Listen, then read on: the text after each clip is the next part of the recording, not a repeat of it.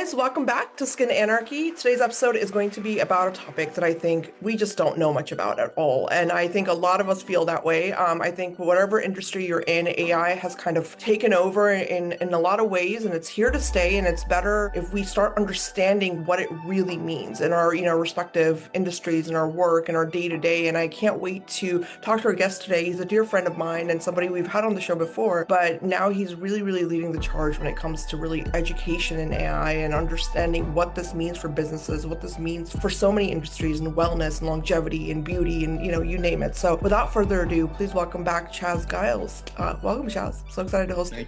Thank you. It's obviously great to be back and great to talk to you again. So really looking forward to it. I mean, I think you hit it nail on the head. There's not, I think, any conversation I have that people aren't like, wait, tell me a little bit more about what I should be thinking about with AI. So it definitely is dominating, much of the conversation for good and bad reasons. So we'll unpack a little bit of that. Yeah, and I wanna go into super go into it, but I know, Chaz, you have such a phenomenal background and your career has been so multifaceted. Like I remember when Rivia, you were really knee deep in Rivia, and I remember our conversations were so there's just so much you were doing, so ahead of your time. And I feel like you've always been that way. And I would love for you to kind of just refresh our listeners, on your journey and where it really started and talk to us about where all of this began for you, because I feel like you've always been in tech, you've always been on that cutting edge of technology. So Oh, thank you. Yeah, no, sometimes I have the great fortune of being right place, right time and perfect. And other times I've been too early in that process. So, sometimes you get lucky, sometimes you don't. But yeah, I think most of my career has been around technology and innovation. I've been in that for 20 years. I started my career at Procter Gamble. I then was doing some venture capital investing and incubation of early stage companies and brands out in Silicon Valley. I started my first venture-backed company, which was in the education space. And then I was leading innovation and external innovation for Estee Lauder companies for about 7 or 8 years. And so that was obviously the,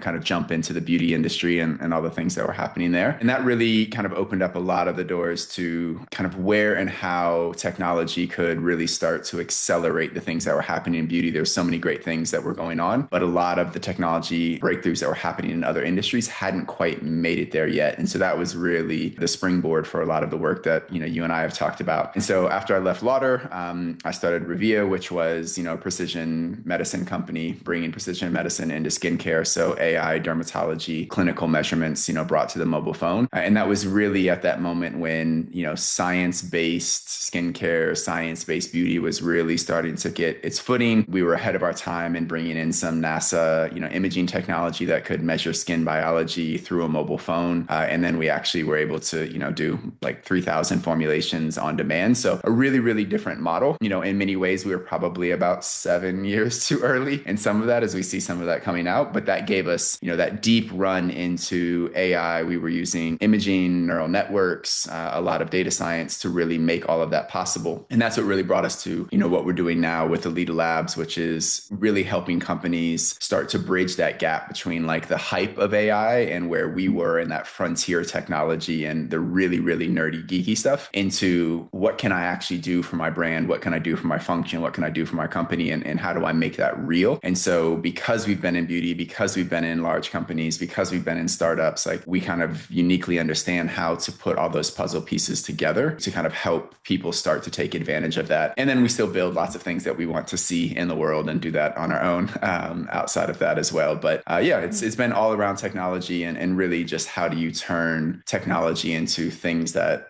consumers love and are good for business.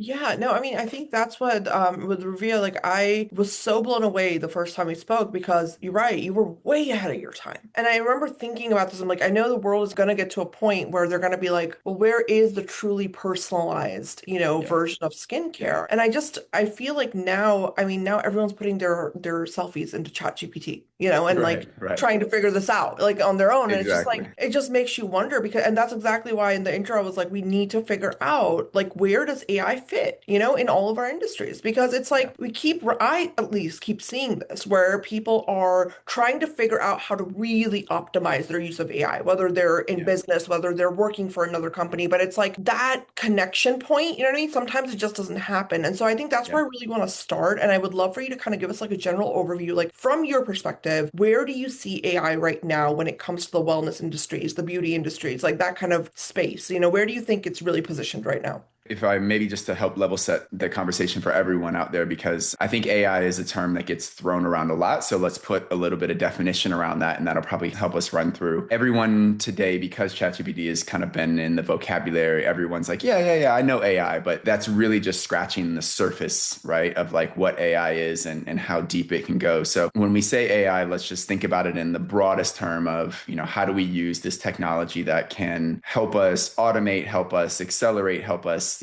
think in ways that are, not just possible with the human capital and human teams that we have. So if we keep that in like the broadest sense, where I think the beauty industry and the wellness industry is today with their usage of AI is really, really variable. And I think you have a lot of companies that started experimenting earlier with some of I put in Copilot or I have my custom GPTs. And there was a lot of excitement and a lot of hype that was being sold around AI, but the use case wasn't right for what the companies were doing. And so those custom GPTs, Copilot, they basically became like a better intranet, right? And so it's like organizing all the internal information of a company and making it more accessible, but it wasn't fitting to what the product developer was doing or what the chemist was doing or what the social media marketer was doing. So there wasn't real value, there wasn't return, and that soured some companies on it. And it was kind of like, well, we've done AI, and you're like, well, what did you do? And it's like, well, we had a custom GPT, and you're like, yeah, that's why it didn't really help, because it wasn't the use case that was right. So I think that's the first thing, is like people need to understand AI is many, many different things, and the most important thing is understanding what you're trying to solve for, what is the use case that you're after, and then finding the right slice of AI or slice of technology that can help unlock that. And that's really where, the value comes, and that'll save companies a lot of,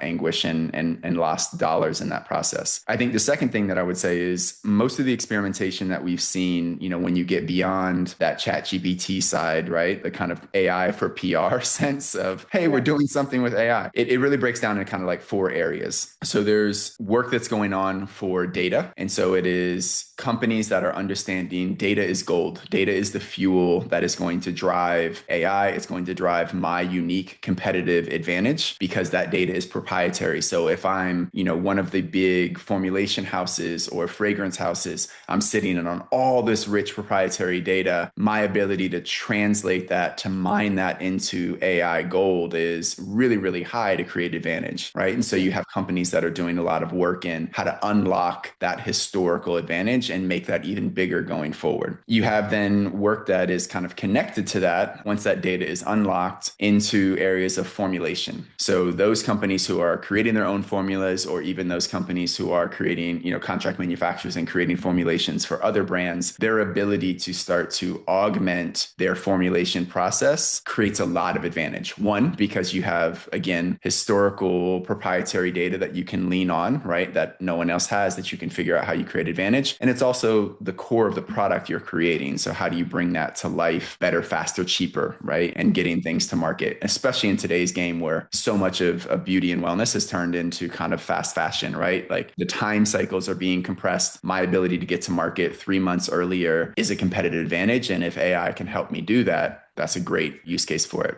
That's kind of connected then to product development, which is the third area that I really see it being used. And that's everything from conceptual work and how do I think about translating social trends and social listening into areas of innovation and opportunity, all the way through things like, synthetic testing for concepts and packaging, visuals. So really interesting use cases that product development presents. And that has a huge, again, value and ROI for those businesses because I'm now to market faster, better products, better efficacy, unique claims, things like that. And then the final one that then touches a lot of brands that may not have that same depth if you're, newer brands or smaller brands that might not have all their own manufacturing and things in-house is really around like the e-com and DTC. And if I break that down a little bit, one of the biggest challenges for brands that are DTC today is trying to manage across all the different data streams, all the different platforms to really understand what and how you're performing and how to make smart choices choices because every brand is going to tell you cost of acquisition is going up. It's getting harder to find their people. DTC is much more competitive. And then you make a problem like that that's already complex even harder because, Shopify, Amazon, GA4, Meta, Klaviyo, right? Like none of them really integrate. None of them really talk to one another. Attribution is always different. So what is the true ROAS that you're dealing with, right? Like, is that program that you're running on a promotion actually driving LTV? Like, I don't know that if I can't assemble all of my data in a usable fashion and then go very deep. And that was really hard to do previously because it took lots of expensive data analysts and, financial analysts to go do that. Now there's really interesting ways to use AI to really start to understand the levers of the business and how you can unlock value and make really, really smart choices to still win in DTC. And so those are kind of the four areas that I'm seeing it used now. And each one of them has a ton of opportunity for it to continue to grow. That's phenomenal. Thank you for breaking that down because I think that's where I honestly, for me, I get lost a lot because, like you were saying, everyone says I'm using AI, we're incorporating into our business model, we're trying to, really leverage, but it's like it just makes you wonder, like being on the outside, trying to understand what a brand is truly doing. And I think even for entrepreneurs, knowing where to start with it, that's Yeah. a big hurdle, right? Where it's like everyone is screaming AI, AI, AI, but like if I'm a brand new entrepreneur, if I have a say a skincare brand, right? I just want to know like where would a starting place be for a new entrepreneur that has a decent brand? You're selling product, you're doing great, but then you want to kind of up your game. What do you think the best place is really to incorporate AI or even start understanding its use, in a smaller business? For sure. And I think it's not just entrepreneurs that are facing that. I mean, we Yeah. talk to CEOs of 100 million, 500 million, billion-dollar companies, and they have the same question, like Yeah. what, where, how, right? It's all the same. And the answer is honestly the same, whether they're big or small, that I would give. Think of AI as a superpower. And like when you were a little kid and people were like, well, if you had one superpower, what would it be? Right? You can't pick them all. And think of AI as kind of the same way. Yeah. You can't pick everything. So what do you want to dial up? Like, where do you want to create a superpower? And for most companies, the best place to do that is what they already compete on today that they're doing well. So if I am a brand that is a, performance-based science brand, I'm probably going to lean my AI executions into things around scientific discovery, R&D, formulation, claims, right? Like I'm going to do it in the areas that I already have advantage and that I've developed capabilities on. It probably doesn't make as much sense for me to start with something that's around my creative strategy, right? If I'm a science and performance-based brand, like lean into the superpowers that you have today and amplify them. But the bigger, message in all of that is you have to start again with that use case. So the answer to every brand is going to be different because the challenges that every brand faces are different. The organization structure, the teams that they have in place, right? They're all different from one another. So it's really looking at your own business and understanding where do I have my friction points? What friction points, if I can unlock them, will give me the biggest advantage because I don't have unlimited resources. I don't have unlimited time. So I want to put the biggest bang for the buck and focus it on unlocking the biggest things that move my business. And almost every entrepreneur or every CEO is going to be able to name off, these are the four things that are holding me back right now, right? If I could solve these four things, I can double my business. I can double my profitability. I can, build my new distribution, whatever it may be. That's where they want to start looking for AI. And so that's a very different conversation than what most brands have been having historically, because it's been more of a push of, well, we have to have AI, and well, what are we going to put in our strategy around AI? So they turn on some features, in their Salesforce or in their whatever, SAP, and they flip on some AI features and like, well, we're doing AI. But again, that's a tool that everyone has. So you're only kind of staying at parity at best. You're not building anything unique that allows you to compete differently. And that's really what, we impress upon companies is how do you drive into creating an advantage in this moment different than anyone else that you're competing against can. Hell yeah, no, that's amazing. I'm so glad you said that because this is the whole thing. Because I've been wondering this myself in the sense of like we are now in a market, like let's just take skincare because I know a lot of our listeners, you guys, they're in the beauty industry, they understand the beauty industry. So skincare, for example, Yep. very saturated space. has become incredibly saturated, in my opinion, in the last like two, Yeah. 3 years, just blown Yeah. up. And I wonder, it's like when you are a new brand, no matter how much funding you have, no matter what, right? How do you truly differentiate yourself in this Yeah. new ecosystem? Because Yeah. now everybody seems to have everything figured out, or so it seems through their marketing. And so that's why I asked you that, because it's like when I look at AI, I think of it like similarly, obviously like you're the expert. I don't think of it obviously the same way as you do, but in some way I do think of it, it could become a tool to help me find that differentiator for myself.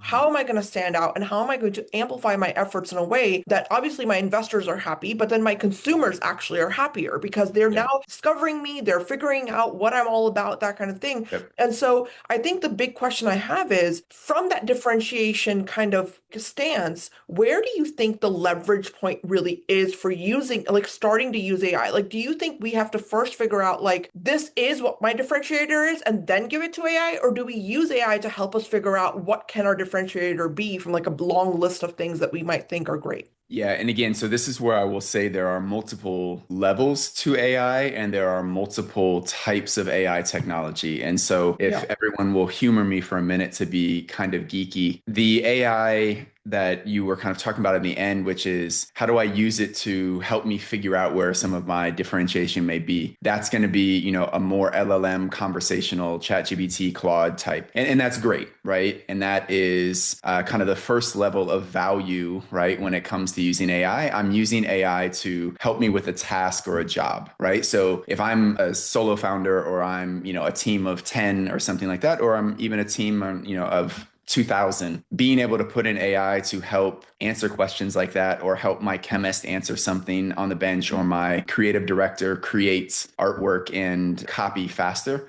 Those are all great, but that's going to give me kind of limited return on investment of what I can do there because I'm only making one task, one job better, right? That's kind of the first level of value. That second level of value then is how do I do that for multiple jobs and workflows? So instead of me just answering that question or just for my chemist, how do I now think about that for like product development, right? End to end, and how I start to connect those and streamline. And so that's where companies are now jumping from that chat GPT kind of world into, well, how do I automate and augment workflows that are happening today so that my product development can be 50% faster, or my operations get, X% more efficient, those kind of discussions. And that's really interesting. And that's kind of the next level, which is a lot of where people are talking about agents and agentic AI. That's kind of that next level. And that's really the business value unlock that everyone's been waiting for. Because Yeah. LLMs are great, but I have to keep pulling information out of the LLMs. Whereas my agentic flows, I now can set up effectively AI employees and AI teams. And now I have hybrid human and AI teams working together. And those get really interesting and really efficient in some very cool ways that add value. So that's kind of the next level. And then you start to think about doing that for the company. So now how do I connect that across the company, across multiple workflows? And that's where companies have to take a step back instead of just thinking about how do I use AI to bolt on to what I do today to make it, 20% more efficient. I now am looking at this moment of I have this technology that is game changing. How do I need to redesign how my company operates, how work gets done inside my company to fully leverage this technology? And that's where big and small companies can take advantage of it. And I've had both of those conversations just in the last like 3 days where a company of 4 people was basically saying, look, we've raised capital, but we have to make that capital go as far as possible. So if I can restructure how I'm doing work, how do I use AI to take my runway from 12 months to 24 months, right? Because Yeah. now I can have AI employees and I can do all this other stuff with it, right? That's a very real value and use case right in there. And then they break down the workflows and all the places that they think it can be,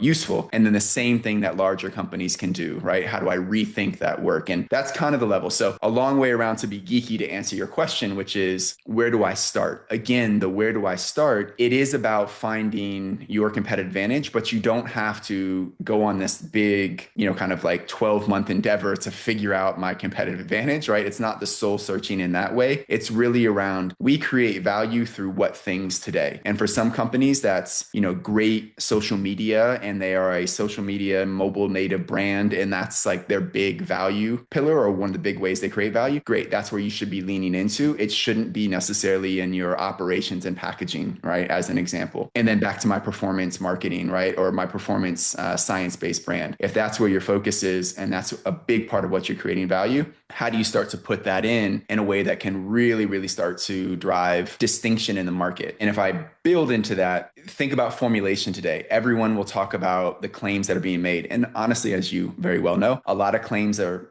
tenuous at best, Yeah. maybe bullshit at worst, right? And a lot of that is because they're kind of getting watered down into what can be said from a regulatory perspective, as well as, ingredients that can be used and keeping on that cosmetic versus, RX side of the world. But imagine now you can start to use AI to help you formulate for claims objectives in mind, right? So now I'm going after hyperpigmentation. So how do I look at the world of products that are out there working against hyperpigmentation? How do I start to break those down into where those products are clustering, find the white space from formulation and ingredients, find the white space from claims, and now start to design a formula specifically to tackle this white space that I can see in the market today? And how do I make those claims from just hyperpigmentation into maybe the 4 different biological processes and mechanism of action that ingredients are using to tackle those processes in a way that no one else can claim today, right? So it's getting more mileage out of the formulas and the ingredients that I have by using a technology to give robustness to not only my formula design, but the claims that I can make and how I can actually exploit that in the marketplace. Does that make sense as kind of the... Absolutely. No, absolutely. It's really, really very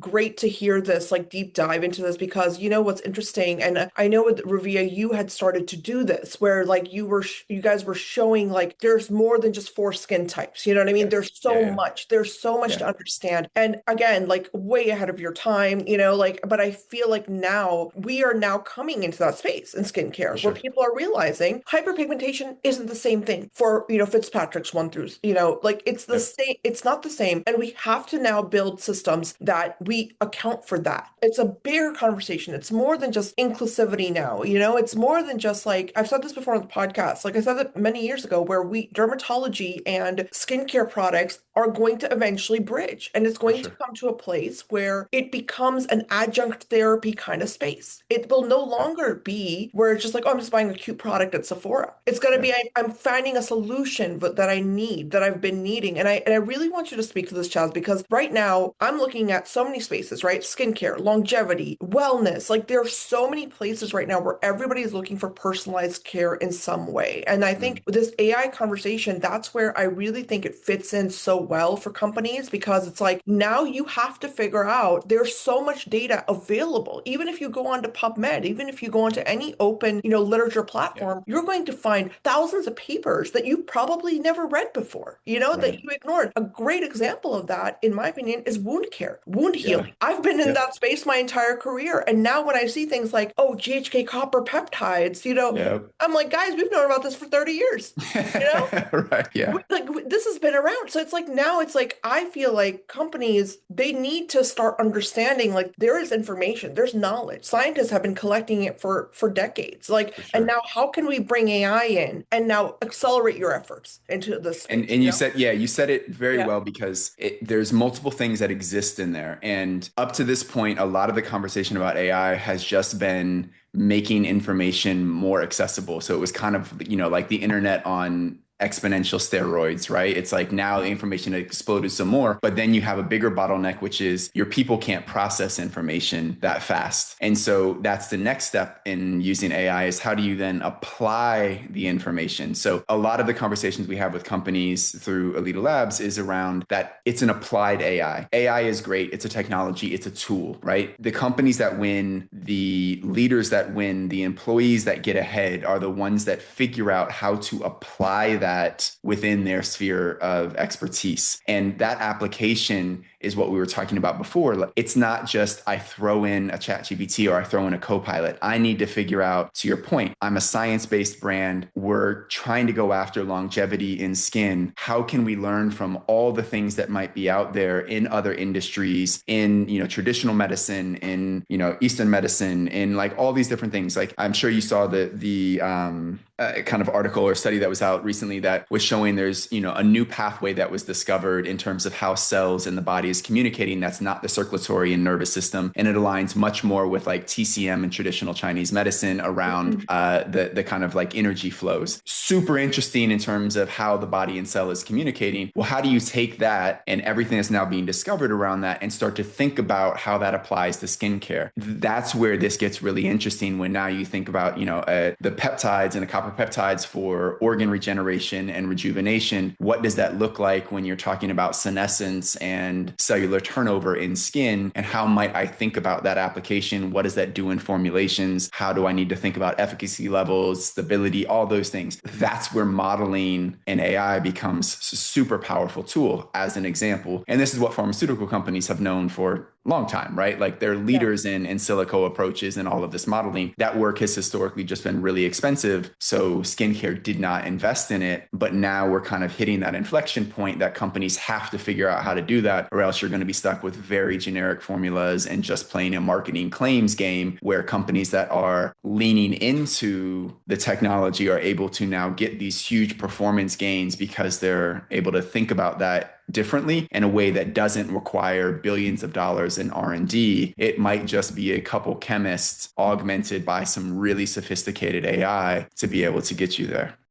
Yeah, no, I mean, I think that's the really interesting part is that this is really, I mean, science is now so accessible. Like you said, we're able to understand this is big, one of my big questions, because I know historically, like the Estee Lauders of the world, the L'Oreals of the world, they've had these enormous teams in R&D, the derms, the chemists, all sorts of scientists. And that's a wonderful thing. But now it's like the question becomes, how do you create truly multidisciplinary teams using AI and really optimizing multidisciplinary teams? Like that's my question, right? At the end of the day, because like I felt like for a long time we were all working in silos. Like, I recently I interviewed somebody like I think a year ago, and she was very, very up there, in the bigger companies, and she was explaining like, yeah, we work with so many people, like toxicologists, immunologists, like there's so many people that are involved, but there's still stuff that gets lost in translation. Yeah. So I think Yeah. one of my big questions is honestly, I mean, it's great to be the L'Oreal, right? And you have unlimited funds and you can do this. But if you're not the L'Oreal, but you're still a big company in the sense of like you've built a great base for yourself, how can you now take what you have, use AI, and create teams that are going to be functioning up here now,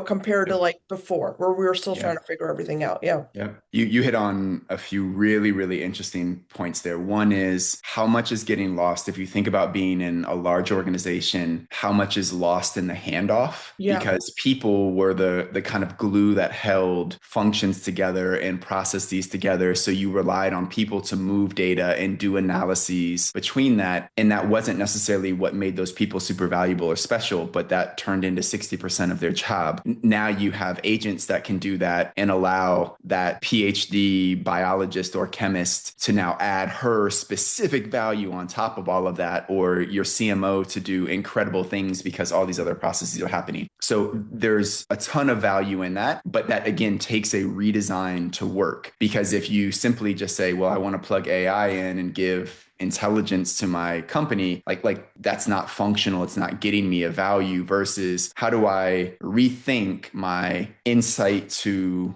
kind of on-shelf process and flow using human capital and AI capital in a way that is unique to the data I have, the value I can create. That's where some really interesting things happen. Then that ties into the second point that you make, which is big company, smaller company. I'll say mid-cap for a moment, and I'll take out the really, really small ones, not because there's not opportunity, but just for comparison point. What's interesting in this moment is the Lauders, the L'Oreals, the P&Gs of the world, right? Like your large companies have the advantage in AI. They have the on paper advantage because they have more data than any other of their competitors. They have more resources. They have capital, right? They have technology teams that are in place. They should be winning. They are Hmm. not, right? Yeah. Yeah. Because they cannot get out of their own way in terms of how to do that redesign. Like they are so large that they are not able to break down work to operate differently in the way they need to take advantage of this technology. So they are doing the bolt on. They are doing the let me put in one big corporate solution for AI, which effectively looks like SAP or Salesforce and enterprise solutions, which is not how AI operates and not how you get great value out of AI. Yeah. The mid caps are winning disproportionately. They see that this is their moment and they are still small enough to be nimble. The CEOs are willing to take a little bit more risk and they are able to rethink how they operate, how they function, how they design their work and their teams. And they have enough data to unlock and they are leapfrogging the capabilities of their larger competitors in ways that like will build sustainable advantage for many, many years. It's a really interesting moment. And so it's kind of a wake up call to a lot of big companies. Like I kid you not, and we'll we'll leave the company's names out of it. But, you know, we had work in projects that some of these bigger companies were leaning into 12 months ago when they were kind of on the cutting edge in some of these areas. But then they pulled back and said, oh, well, we need to figure out the governance, or we're trying to get our data in order, or we're trying to figure out, you know, these big bureaucratic processes. We are now 12 months later and they have made basically no progress, right? They're still in the, we're figuring out our internal processes. Meanwhile, you had mid caps at the same stage that have deployed and cut their time to market by 50%, right? Or they are growing their capital and they're growing their revenue where they can now double revenue and not have to add any headcount because they have that capacity and capability augmented with AI. Like they are building real capability. So it's a really, really interesting moment. I mean, time will still tell in terms of how it plays out, but it's not playing out how it would on paper, right? And I think this is also what the very small entrepreneurial companies understand. Most of the conversations we have, they come to us and it's like, hey, I know I can't compete dollar for dollar. So how do I punch above my weight class? And now you're into a point where you're like, all right, cool. This is like what we can do and how you can look as a team of 4, how you can operate as if you are a team of 40. And that's a real advantage. That's so interesting to hear that. That's so interesting because I always wondered. I'm like, wonder what these larger, like the Estee Lauders, L'Oreal's, like what are they doing, you know, in terms of like really utilizing AI? And it's like I think, you know, when you're on the outside, you almost feel like there's a version of it that exists that we don't have access to and nobody has access to and only they're using. And so it's interesting to hear you say that because the natural question I have as a scientist is how can we now optimize the data we're collecting to now like accelerate our efforts with the AI? Yeah. And I would love for you to speak on this, you know, because data is not all the same. And especially when it comes to consumer data, you Yeah. know, like Yeah. collecting that as a brand. Like, what is your opinion on that? Like, where do you think companies can optimize the data they're really getting from their consumer base to now like accelerate, you know, this process of whatever that is, whether it's innovation, whether it's marketing, whatever it might be? I think the first thing is they just need to get their data in order. and Yeah. and I say that at the very fundamental level. It is again the fuel, it is the gold. So if you don't have a place, if you don't know where you're storing it and you don't have a bank, right? You don't have a vault that you're putting that in to keep the metaphor going, like it gets really hard. And you know, I've said this a few times that there never was an award for the world's sexiest data. So companies never really paid that much attention to it. No one got promoted because they had the most beautiful data in the world. And now we're at this moment when everyone's like, I need data. Hmm. And now they're trying to figure it out. So I think there's a really interesting starting point for most companies, which is just how do we get our data out of its silos? Because today I might have my marketing data over here and I have my Shopify data somewhere else and I have my production data and my research data and it's all disconnected. Getting it into one place, having it somewhat standardized now allows you to start to play with it in an AI world. And there's some simple tools that make that much more cost effective. This doesn't have to be, you know, 18 months and millions of dollars to go do. So that's the first part, is just starting with that. Then as you think consumer data, I think one of the really interesting places that companies are starting to explore, but there's a lot of really rich room in this, is how do I start to think about my consumer insights, my consumer testing, my claims, my clinicals, like all these things that are the upstream part to my content, my social media, my, you know, DTC or my retail activities, but starting to take all of that qualitative historical data that they know, because most companies have run their panels, they've done the consumer testing, they've done the quant and qual studies, but it sits in a spreadsheet somewhere or a Word document, right? Just bringing that all together and starting to create these rich profiles of consumers tied to feedback, tied to product, tied to review, tied to purchase data, right? Now you are in a place that you can start to do some interesting analysis with that and start to do some interesting predictions vis-a-vis new products I'm launching. And you get into your synthetic testing and your digital twins and some really interesting places that AI is starting to get used that can really streamline the consumer process, streamline the marketing, kind of creative process, as well as, just make my product better, land with consumer, tightening up the impact without having to spend, 6 weeks and $50,000 to do consumer studies. No, that's interesting because I almost wonder also when is it too much, because for example, I want to reference the longevity space for this because I know in the longevity space, biomarker discovery is huge right now. And I rightfully so because it should be, for example, like exosomes, everyone talks about exosomes. No one talks about using exosomes as biomarker, Yeah. like reservoirs. And so my question really becomes like, where do you have that line as a company, no matter how like, biotech heavy you are, no matter how, science heavy you are, where it's like, it's too much, too much AI usage where it will no longer resonate with your consumer base, because I know Yeah. like with AI, a lot of times, a lot of consumers are asking for transparency about it. They're Yeah. asking like, what are you utilizing? What are your back end, processes that you use to really make your product or your platform? And then if you're a company that's providing that transparency, where do you think people kind of like fall off, and they start thinking, well, you're just running my information through like some sort of a system that doesn't understand me. It's not Yeah. really personalized. Like, what are your thoughts around that in terms of the balance act?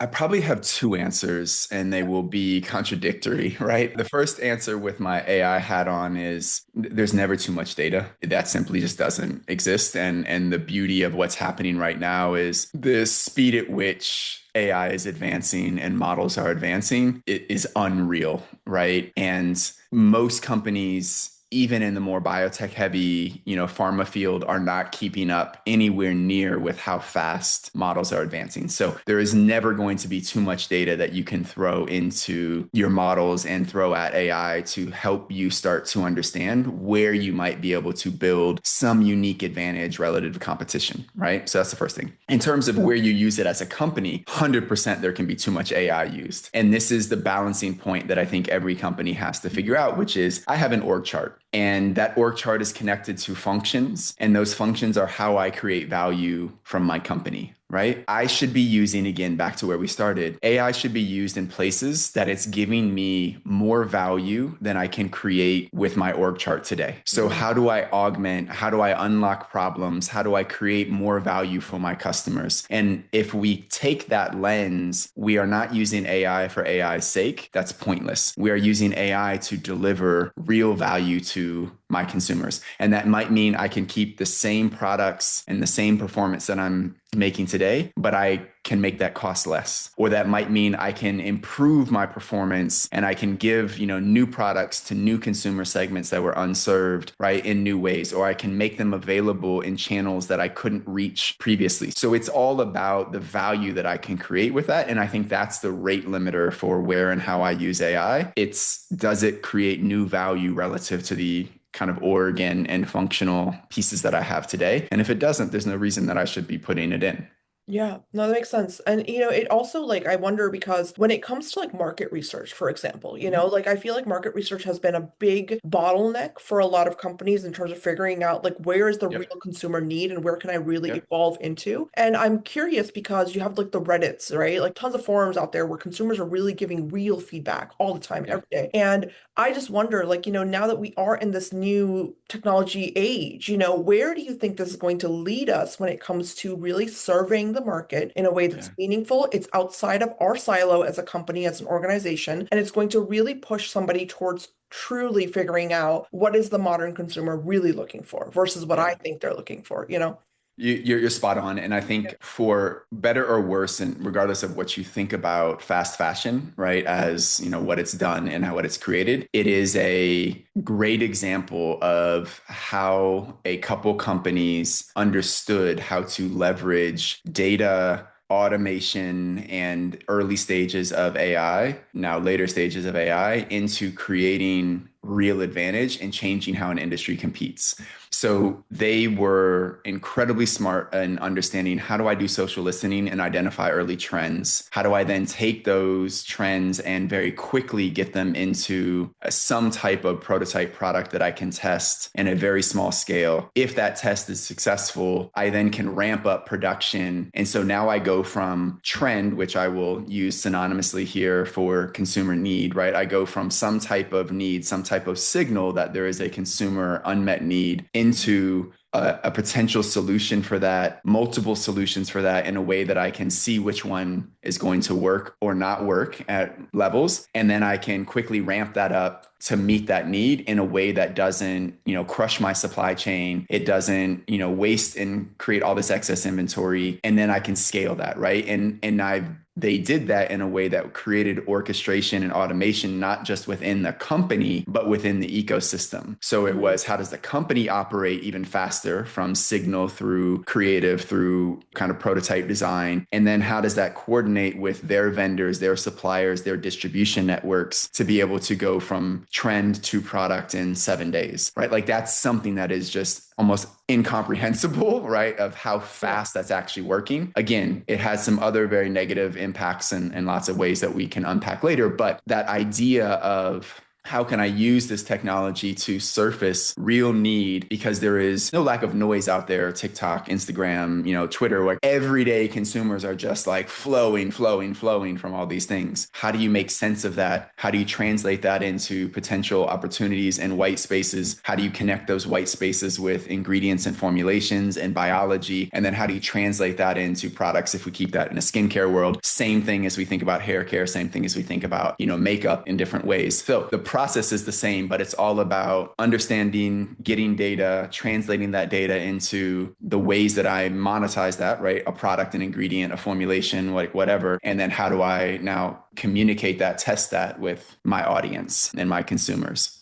Yeah, no, I mean, it's really, really fascinating. This is like such an interesting time, I feel like, to be in any of these spaces, because For it's like sure. you have to really kind of, I don't know, find your own thing, figure out what works for you and where does AI really fit into your goal at the end of the day? That's the question that I think it's the $1 million question, I think, for a lot of people, in terms of like It how to is. really make a small brand into a mid-size brand and then scale that. I guess also one of my questions, Chaz, I mean, you've been in the investor world for a long time, investment world, for a long time. Like, what do you think this all means for like investors and like really the funding side of everything, cutting through and figuring out which brand is worth investing in, that kind of thing? Yeah, it definitely changed the game. It changed the landscape in a lot of ways. So things that used to be protectable, and I'll make the analog into beauty in half a second, but if you go back 10, 15 years, software as a service, like that's where every investor was pushing, right? This software is going to eat the world, was the famous Andreessen quote. And now you're living in a world that AI is eating software, and software as a service, and AI is writing software. So now you have fundamentally changed what can companies compete on, and you have the value of companies that were hundreds of millions or billions of dollars that were erased overnight because AI basically said, okay, look, now AI can do this. So sustainable advantages is definitely changing. I think it leans into some aspects that are more traditional, like brand building, protecting distribution moats, things like that now become even more important, because what it costs to run and create a company now dropped by another order of magnitude, just like when, Shopify, Stripe, all those things made it so much easier to launch a brand. So you had a whole new wave of indie brands that could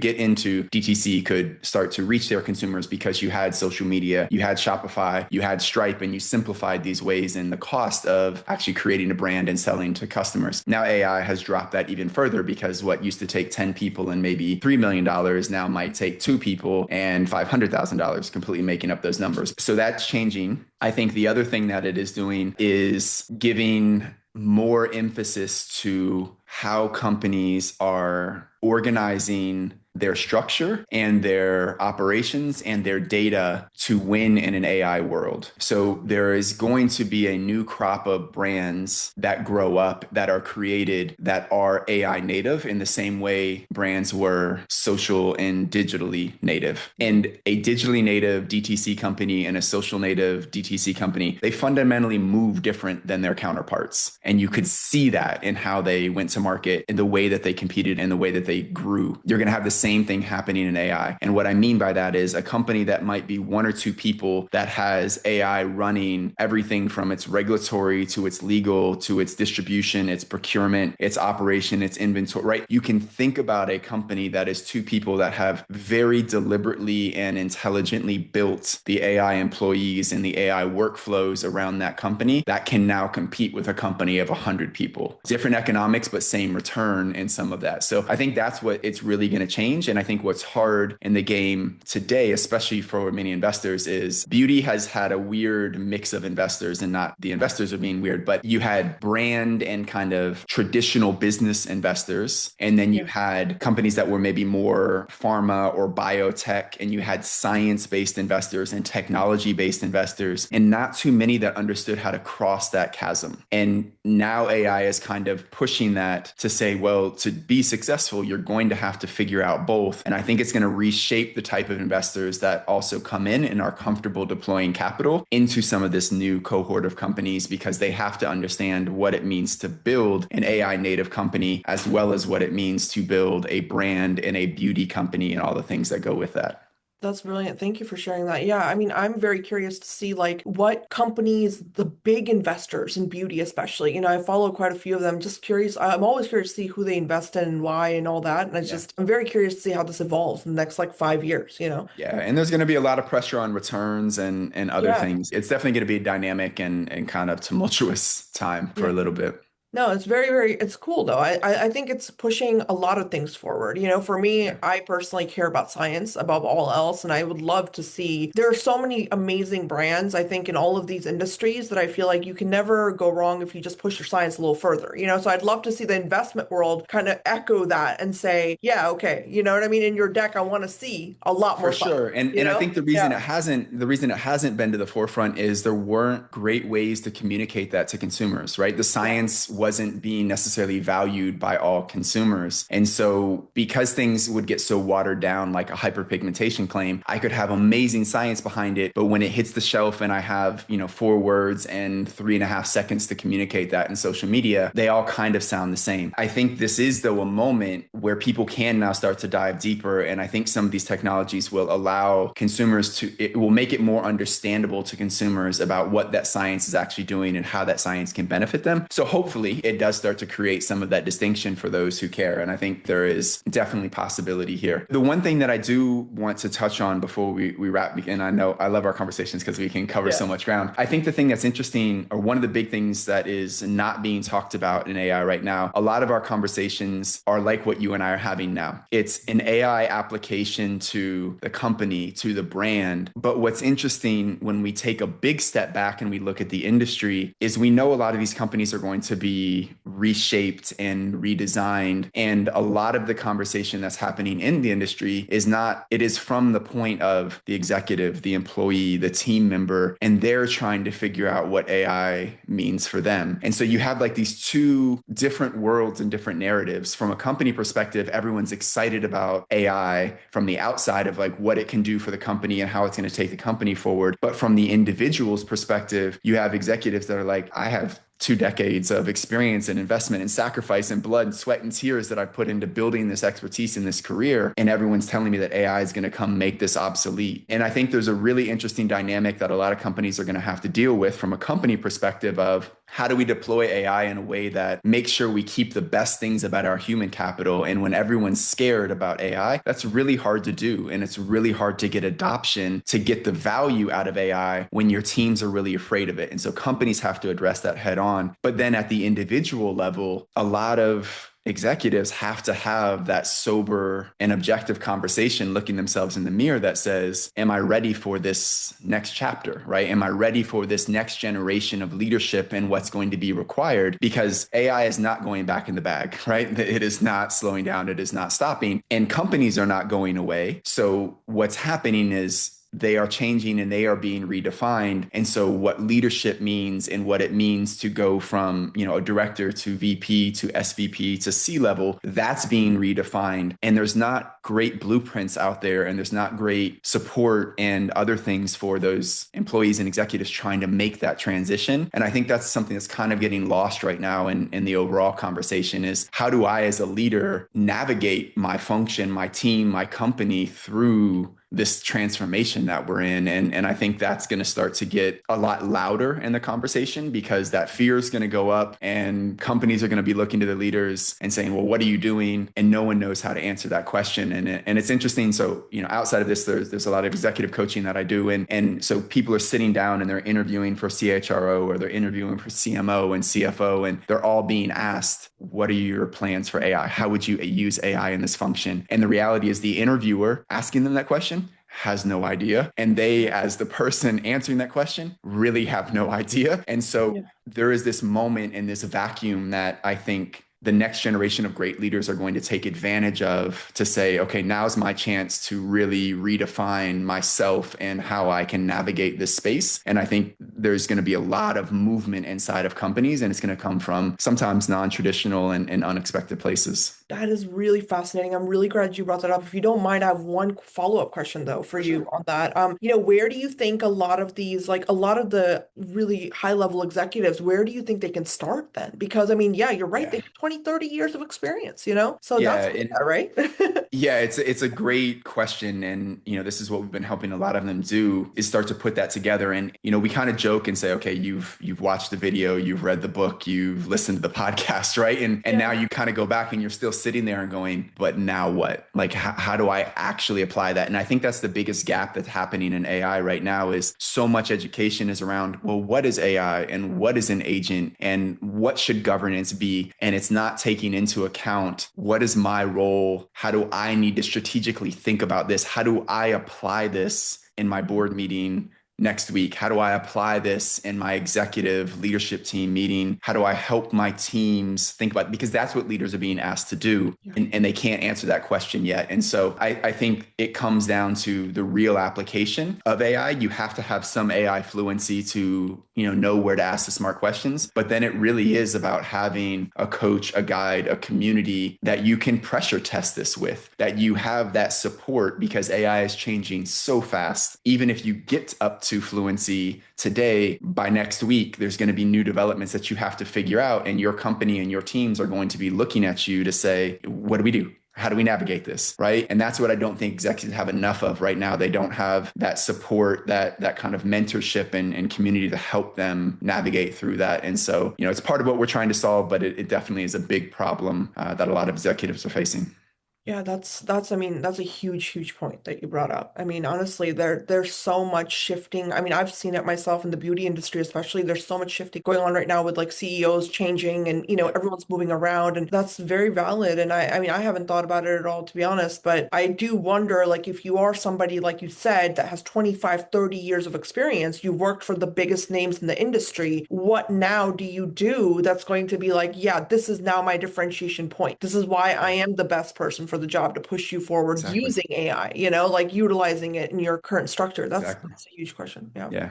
Yeah. It's one we're definitely working on solving, and there's a lot to it, but yeah, it's a big one. So it's where a lot of people are. And I think the hard part in that is just answering some of these other questions at the company level are hard for individuals to do when they're really concerned about where they're going to end up. Right. And that's what I talk to a lot of companies about when they're trying to, and we're helping them implement, AI solutions. We focus a lot on organizational behavior and org design and change management, because two biggest problems in AI have nothing to do with technology, right? It is data, which is a solvable problem, and humans. which is a much harder problem to solve. And it's about adoption and how does this fit in my workflow and like all of those things that make change inside a company difficult. And if you just focus on this as an AI problem and an AI solution, you're missing 80% of what your organization is, which is human capital. And that human capital is in the aggregate, and that's at the individual. And so those have to be solved. And it's a place that, companies have to take very deliberate time. And it's a place that team leaders and executives and CEOs have to spend a lot of time, both individually, like how do I lead this, as well as how do I make the right environment and ecosystem possible that my company can actually take advantage of this technology. Yeah, that's really fascinating. And real quick, I just want to ask one thing because it just came to my mind was if I am like a C-suite level executive, right? And I've got all this knowledge like stored with years, how do you still protect yourself? Say you're saying, okay, I'm going to figure out how to do this. I'm going to utilize AI for myself. I'm going to get better, and I'm going to become a better asset for this company. But how do you still protect yourself at the same time where it's like, I don't want to give everything I've got to this one company because what if they get rid of me? You know what I mean? And then they've got all my knowledge, they've got all my experience like stored somewhere. Like, how does that work? No, it's great. And that is the very real question that people face. And what we, and I talk to a lot of executives about in that is the value of information is going to continue to go towards zero, right? Mm-hmm. So it's not about the information, it's about how to apply, how to integrate, how to lead the teams in the transformation. And if I take that in an analog for a moment to help, there was a lot of conversation when AI first was kind of peaking that this was going to make doctors irrelevant, right? This is going to replace physicians, replace medical professionals. And you've seen it augment, but it didn't replace, right? You've seen it even in places like radiology where it was like, we're going to be done with radiologists because now we just need to read screens faster. Mm-hmm. It's now a tool that they use to get through even more and to go deeper into each one. But there are things that AI and machines do really well, and there are things that humans do really well. And the understanding of a patient who's sitting in front of you and all of the nonverbal cues and the emotional state and how they're communicating, how they look, like things that aren't just a diagnostic measure of temperature and biomarkers, right? Those are all things that factor into how a physician understands what they're seeing back in a radiology report or a diagnostic to put together what this could be. Right? So AI helps accelerate that, but it cannot do that singularly by itself because it doesn't have those other things that humans do really well. Business leadership is even more like that, right? I can give you information as the CEO, but how is your team structured? What are the organizational dynamics? What are the internal politics that are happening between your CMO and your CFO and your COO and their teams, right? Of how this is going to play out. AI is not going to solve that for you. You as a leader are still uniquely positioned to take that information and translate it into valuable action and execution within your company. So it's not something you should be super afraid of like, I'm training my replacement. What you should be focused on is how do I lean into those things that are very hard to replace, the intangibles about what make me special, that makes me indispensable, right? Mm-hmm. And that's what we really focus on when we're kind of coaching executives into how do I make this transformation? How do I become indispensable in this AI future? And that's a lot of the conversation. It's not information. Like you can know everything about AI, but if you don't know how to translate that into action and strategy and execution and how to get your organization to move and to incent people to adopt, because a lot of the things that we do in larger organizations, like we don't have direct power. We have to influence, we have to, finesse, right? Like things to get accomplished. And that's a very human capability. That makes sense. Thank you so much, Chaz. This has been amazing. I love talking to you. I honestly, I could talk to you for hours. You just have so much knowledge, and I really, really love that because honestly, this is the best conversation I've ever had about AI. Like I've been asking these questions, I feel like randomly, and I never understand. I never get an answer. So thank you. I can't thank you enough. Well, we'll have to do it again and go into the next level because there will definitely be more to talk about. I can do a whole masterclass with you. You just tell me, For sure. But thank you so much. This has been amazing. Thank you for having me. It's great to talk.